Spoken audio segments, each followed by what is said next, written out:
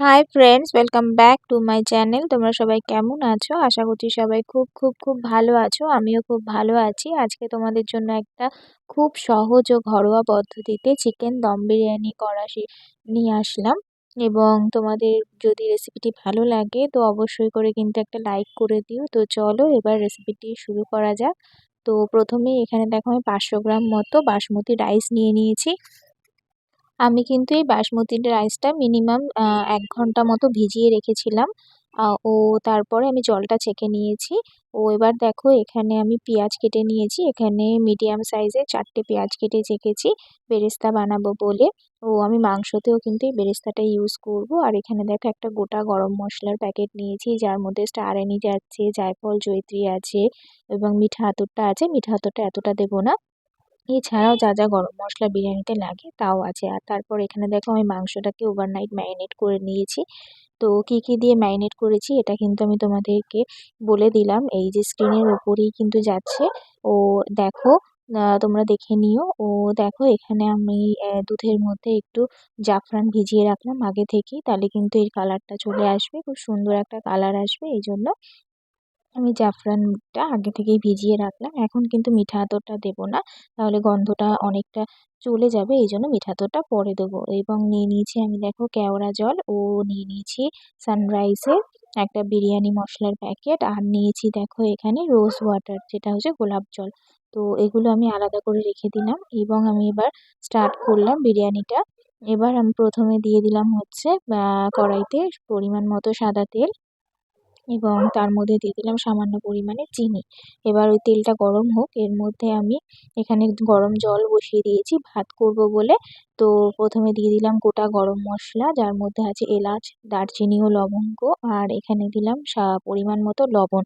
লবণটা একটু বেশি করে দিতে হবে, যেন পুরো সবকটা চালে কিন্তু যেন লবণটা একটু ঢুকে যায় এবং চালটা যেন একটু ভালো মানে লবণের ফ্লেভার চলে আসে। এবং দিয়ে দিলাম হচ্ছে দুটো তেজপাতা। এরপর দেখো তেলটাতে মানে যখন চিনি দিয়েছিলাম যেহেতু, এই জন্য তেলটা ক্যারামেলাইজ হয়ে গেছে। এরপর কিন্তু আমি দিয়ে দিলাম ওই কুচনো পেঁয়াজটা পুরোটাই। এবার আমি এই যে বেরেস্তা তৈরি করছি, এই বেরেস্তাটা কিন্তু আমি বিরিয়ানিতেও দেবো, ও মাংস যে মেখে রেখেছিলাম আমি ওভারনাইট ওটা ম্যারিনেট করে রেখেছিলাম তার মধ্যেও কিন্তু তখন প্রথমে পেঁয়াজ বেরেস্তা দিয়ে ম্যারিনেট করে রাখিনি, এটা পরে দেবো।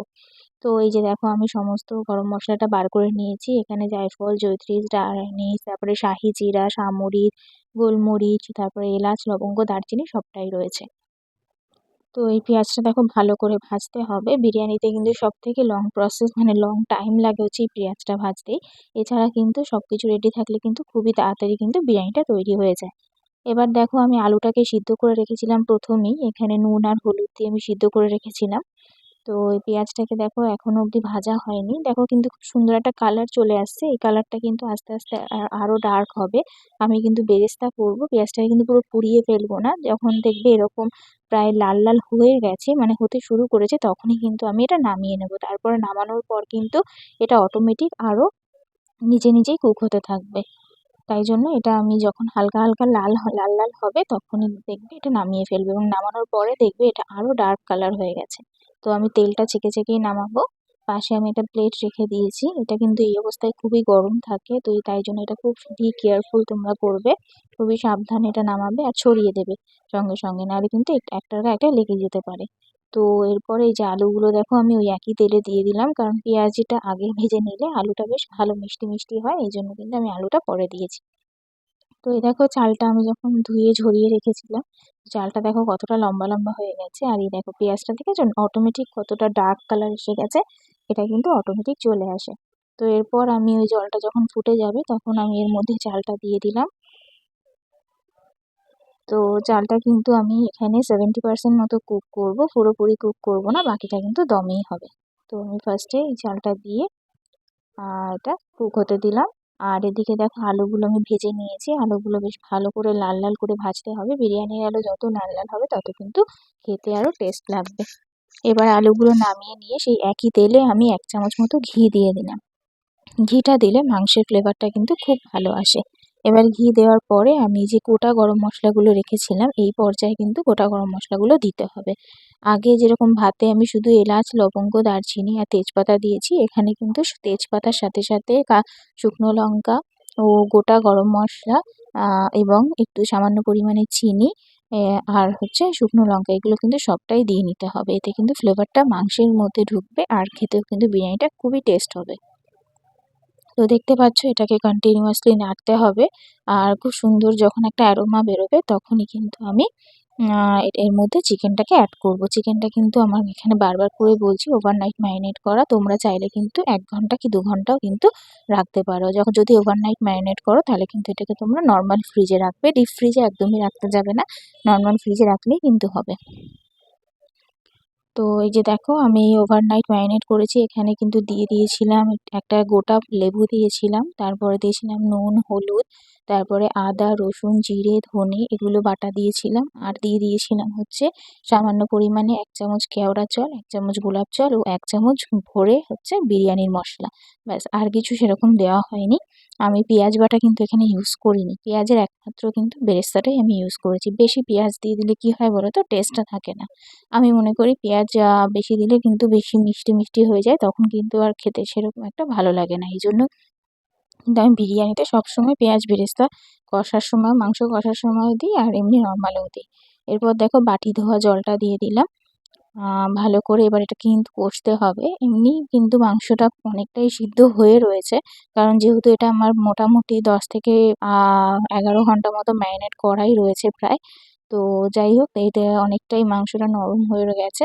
তো আবার কিন্তু মাংসটা যেহেতু পিসগুলো কিন্তু এখানে একটু বড় বড়ই রেখেছি আমি। এবার দেখো আমি যখন মাংসটা বসিয়েছি তারপরে কিন্তু আমি এখানে মিঠা আতরটা দিলাম। আমি কিন্তু চাইলেই আগে দিতে পারতাম। বাট এটা আগে দিলে কি হয়, গন্ধটা অনেকটাই চলে যায়। তো তাই জন্য আমি এটা পরে দিলাম। ও তারপরে দেখো মাংসটাকে ভালো করে আমি এখানে কষাচ্ছি। তো তোমরা এইভাবে স্টেপ বাই স্টেপ করবে। কিছু, কিছু স্টেপ যদি তোমরা মেইনটেইন করতে পারো তাহলে দেখবে পারফেক্ট একদম চিকেন দম বিরিয়ানি হবে। এটা কিন্তু বেশি কোনো হাবিজাবি মশলা লাগে না। তোমরা ঘরোয়া পদ্ধতিতে ঘরোয়া মশলা দিয়ে এটা করতে পারবে। এবার দেখো আমার এখানে চালটা কিন্তু প্রায় 80% এর কাছাকাছি সিদ্ধ হয়ে গেছে। এই সময় কিন্তু আমি এবার ভাতটা নামিয়ে নেব।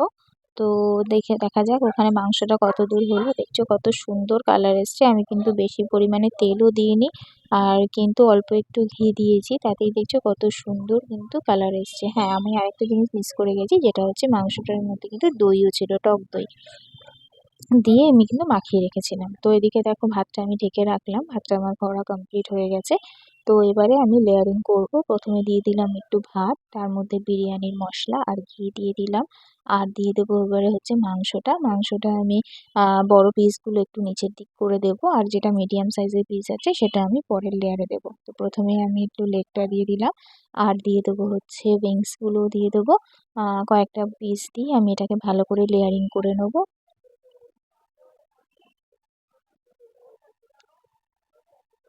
তো দেখতেই পাচ্ছ আমি এখানে মাংসগুলো কিন্তু দিয়ে দিলাম, চিকেনগুলো সব সুন্দর করে। এর সাথে কিন্তু একটু গ্রেভিও দিয়ে দিয়েছি। গ্রেভিটা কিন্তু নিচে দিলে বেশি ভালো লাগে।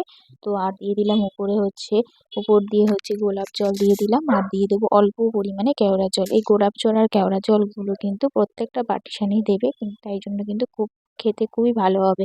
প্রত্যেকটা পার্টিশানে দিলে কিন্তু এর গন্ধটা অতিরঞ্জিত হবে না। ১ থেকে ২ ড্রপ করে দেবে তাহলেই কিন্তু হয়ে যাবে। এরপরে আবার আমি ভাত দিয়ে দিলাম। আর অবশ্যই করে কিন্তু প্রত্যেকটা লেয়ারে তোমরা নুন দেবে। নুনটা কিন্তু মাস্ট, তাহলে কিন্তু নাহলে কিন্তু কেমন একটা বেস্বাদ লাগে। আমি কিন্তু অবশ্যই কিন্তু প্রত্যেকটা লেয়ারেই কিন্তু এখানে নুন দিয়ে দেখো, এই লেয়ারটাতেও নুন দিয়ে দিলাম। আর দিয়ে দেবো হচ্ছে তোমার বিরিয়ানি মশলা দিয়ে দেবো আর দিয়ে দেবো ঘি আর অল্প পরিমাণে কেওড়ার জল ও গোলাপ জল। তো তোমরা দেখতে থাকো পুরো প্রসেসটা। আশা করি তোমাদের বুঝতে কোনো অসুবিধা হবে না। এই যে দেখো অল্প পরিমাণে দিলাম কিন্তু গোলাপ জল, একদম অল্প পরিমাণে ২ থেকে ৩ ড্রপ আর দিয়ে দেবো হচ্ছে কেওড়ার জল। এটাও কিন্তু একদম কম পরিমাণে দেবো, ২ থেকে ৩ ড্রপের মতো। দেখতে পাচ্ছ আমি কতটা কম পরিমাণে দিলাম। ও এরপর দিয়ে দিলাম হচ্ছে ঘি। আর এরপরে আবার মাংস যেটা বাকি রয়েছে সেই মাংসটাকেও কিন্তু আমি এর মধ্যে দিয়ে দেবো।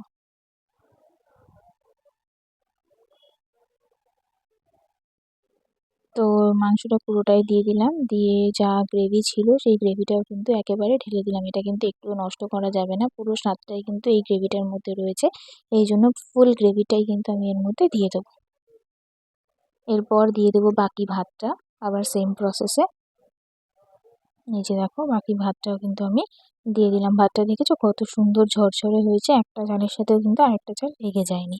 তোমরা ঠিক এইভাবেই করবে, আর অবশ্যই করে কিন্তু সাদা তেল একটু ভাতের জলে দিয়ে দেবে, তাহলে দেখবে খুব সুন্দর ছাড়া ছাড়া হবে।